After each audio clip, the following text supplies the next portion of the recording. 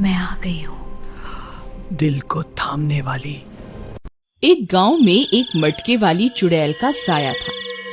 वह बहुत डरावनी थी। रात को 3 बजते ही वह चुड़ैल लोगों को दिखाई देती थी। उसने अपने सिर पर 5 मटके रखे हुए थे। उन मटकों में से आग निकल रही होती थी। गांव वाले उस चुड़ैल को अपने घर की खिड़कियों से छुप छुप कर देखा करते थे, लेकिन उसके पास जाने की हिम्मत किसी में नहीं थी। अजी सुनिए, ये चुड़ैल रोज आधी रात को ये 5 मटके लेकर क्यों घूमती है? पता नहीं इसे किसकी तलाश है। मुझे आभास हो रहा है कि गांव में जरूर कुछ बहुत बुरा होने वाला है। फिर अगले दिन। अरे भाई हीरा, अब तो हद ही हो गई। पूरा साल बीत गया लेकिन बारिश का कोई नामो निशान नहीं है। मुझे तो लगता है इस साल भी गांव में सूखा पड़ेगा। भाई मुझे तो लगता है ये सब उस मटके वाली चुड़ैल की वजह से हो रहा है। वह रोज रात को आग से भरे मटके लेकर पूरे गांव में घूमती है। मुझे लगता है उसी की वजह से गांव में सूखा पड़ रहा है। तुम सही कहते हो। पता नहीं कब इस चुड़ैल से हमारा पीछा छूटेगा। चलो भाई, देर हो रही है। उस लालची सेठ के घर जाना है, उसके कुएं से पानी भरने। अगर लेट हो गए तो बहुत भीड़ हो जाएगी सेठ के कुएं पर। इस लालची सेठ ने तो हद ही कर दी। ये हम सब गांव वालों की मजबूरी का फायदा उठा रहा है। हाँ भाई, तुम सही कहते हो, लेकिन हमारे पास कोई दूसरा रास्ता भी तो नहीं है। अब चलो, वरना देर हो जाएगी। वहीं दूसरी तरफ गांव में सूखा पड़ने की वजह से वह लालची सेठ अपने कुएं का पानी लोगों को बेचा करता था, क्योंकि गांव के लगभग सारे कुएं सूख चुके थे। अरे सेठ जी, आज मेरे पास पैसे नहीं हैं, मैं कल दे दूंगा। कृपया करके मुझे कुएं से पानी लेने दो। अरे चल भाग यहाँ से। बिना पैसों के किसी को पानी नहीं मिलेगा। पहले पैसे लाओ, फिर पानी पाओ। उस सेठ ने लालच की सारी हदें पार कर दी थी। फिर एक दिन, इस साल भी गांव में सूखा पड़ा है, हमें गांव वालों की मदद करनी चाहिए। हमें अपने कुएं के पानी के लिए लोगों से पैसे नहीं लेने चाहिए। क्यों री, तुझे बड़ी दया आ रही है इन गांव वालों के ऊपर? चुपचाप जाके अपना काम कर। यही तो मौका है पैसे कमाने का।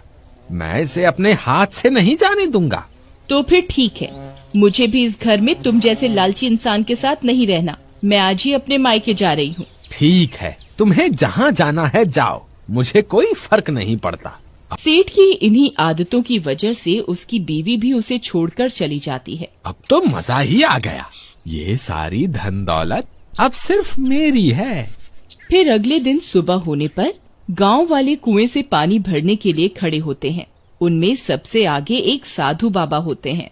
देखो साधु बाबा, इस कुएं से मुफ्त में पानी नहीं मिलता। तुम्हें इसके लिए पैसे देने होंगे। वत्स, मेरे पास पैसे तो नहीं हैं। तो फिर कहीं और से पानी भर लीजिए। यहाँ मुफ्त में कुछ नहीं मिलता। मूर्ख इंसान, तुम ये ठीक नहीं कर रहे हो। तुम में इंसानियत खत्म हो चुकी है।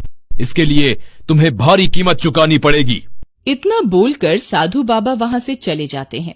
फिर रात होने पर वह मटके वाली चुड़ैल फिर से 5 मटके लेकर गांव में आ जाती है। गांव वाले उसे देखकर घबरा जाते हैं। इस बार वह सीधा सेठ के घर के बाहर जाती है और उसका दरवाजा खटखटाती है। अरे इतनी रात को कौन आ गया पानी लेने? इससे 5 गुना ज्यादा पैसे वसूलूंगा पानी के लिए। फिर वह सेठ खिड़की से झांक कर देखता है तो वह हक्का बक्का रह जाता है। अरे मर गए रे, ये तो वही मटके वाली चुड़ैल है। आज ये कहाँ से आ गई? अब मैं क्या करूं? अगर मैंने दरवाजा खोला तो ये मुझे कच्चा ही खा जाएगी। हे भगवान, मुझे इस चुड़ैल से बचाओ। चुड़ैल फिर से दरवाजा खटखटाती है, लेकिन सेठ डर के मारे दरवाजा नहीं खोलता। तो चुड़ैल अपने 5 मटकों में से एक मटका उसके दरवाजे के बाहर रखकर चली जाती है। शुक्र है भगवान, आज तो मैं बाल बाल बच गया। फिर वह बाहर निकलकर देखता है और हैरान रह जाता है। उसके घर के बाहर एक मटका पड़ा होता है जिसमें से आग निकल रही होती है। लगता है चुड़ैल पानी लेने के लिए आई थी, तभी अपना मटका यहाँ छोड़ गई है। इसमें जल्दी से पानी भर देता हूँ, नहीं तो ये मुझे नहीं छोड़ेगी। फिर वह उस मटके में पानी डालता है, लेकिन पानी उस मटके में नहीं जाता और आग और ज्यादा भड़क जाती है। अरे ये क्या, इस मटके में तो पानी जा ही नहीं रहा, ऊपर से ये आग तो और भी तेज हो गई। फिर अगले दिन सुबह होने पर सेठ सीधा उस साधु बाबा की कुटिया की तरफ उनसे मदद मांगने जाता है। हे साधु बाबा, मुझे माफ कर दो, उस दिन मैंने आपको पानी नहीं लेने दिया। मैं उस दिन के लिए बहुत शर्मिंदा हूँ। वह मटके वाली चुड़ैल कल रात को मेरे घर के बाहर एक मटका छोड़ के चली गई है, उसमें से आग के शोले निकल रहे हैं। अब मुझे कुछ समझ में नहीं आ रहा कि मैं क्या करूं। मैंने उसे बुझाने की भी बहुत कोशिश करी, लेकिन वह आग बढ़ती ही जा रही है। कृपया करके मेरी समस्या का कोई समाधान निकाले। हे मूर्ख व्यक्ति, मैंने तुझे पहले भी कहा, तूने लालच की सारी हदें पार कर दी हैं। तुझ में अब कोई इंसानियत नहीं बची, इसीलिए उस चुड़ैल ने तुझे अपने भूत लोक का सरदार चुना है और भेंट स्वरूप वह तुझे आग से भरा मटका देने आई थी। उस चुड़ैल को ऐसे ही व्यक्ति की तलाश थी जिसकी इंसानियत मर चुकी हो।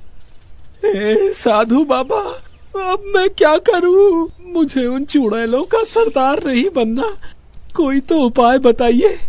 अब तुझे उस चुड़ैल से कोई नहीं बचा सकता।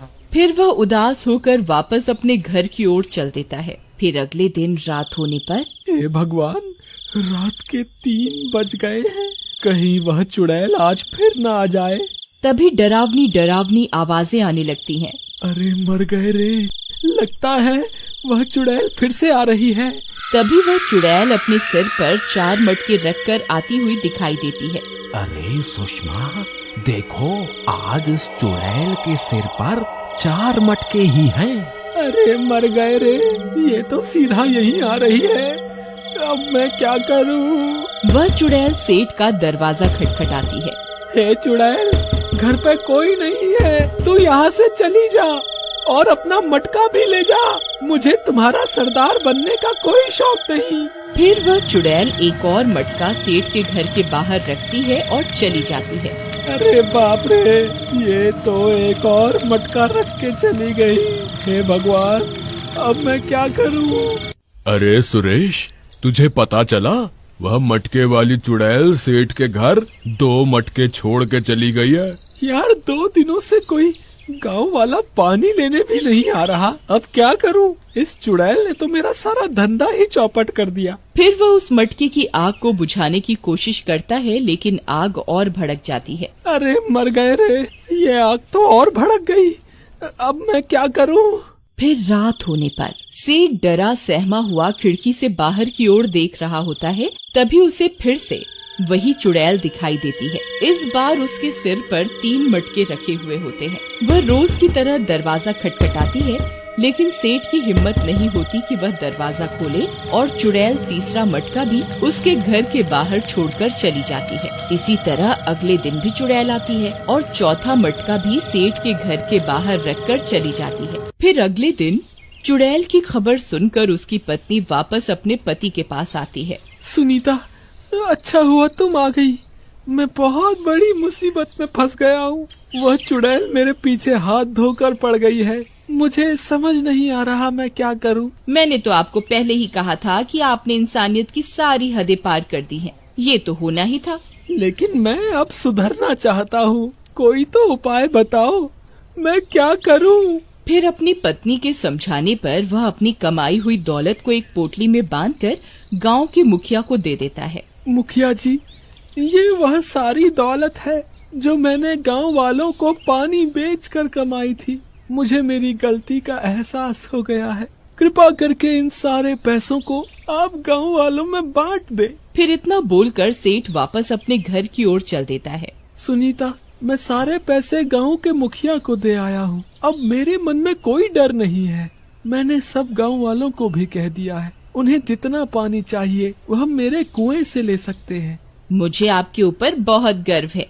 आपने बहुत अच्छा काम किया है। अब हमें उस चुड़ैल से डरने की कोई जरूरत नहीं है। फिर रात होने पर वह चुड़ैल एक मटका लेकर सेठ के दरवाजे पर पहुंचकर दरवाजा खटखटाती है। अरे मर गए रे, अब मैं क्या करूं? नहीं नहीं, आपने अपनी गलती को सुधार लिया है, अब आपको डरने की कोई जरूरत नहीं है। इतना बोलकर सेठ की पत्नी दरवाजा खोलकर बाहर निकल जाती है। हे चुड़ैल, अब तेरा यहाँ कोई काम नहीं है। मेरे पति अब तुम्हारा सरदार बनने योग्य नहीं है। अब तुम कहीं और जाकर किसी और पापी और जालिम व्यक्ति की तलाश करो। फिर वह चुड़ैल अपने चारों मटके वहाँ से उठाती है और रात के अंधेरे में कहीं गायब हो जाती है। अरे सुनीता, तुम तो बहुत हिम्मत वाली निकली, जो उस चुड़ैल का सामना करने के लिए अकेले ही घर के बाहर निकल गई। हम जब भी अपनी जिंदगी में कोई गलत काम करते हैं तभी हमें डर लगता है। अगर हमने कोई गलत काम नहीं किया तो हमें किसी से डरने की भी कोई जरूरत नहीं है।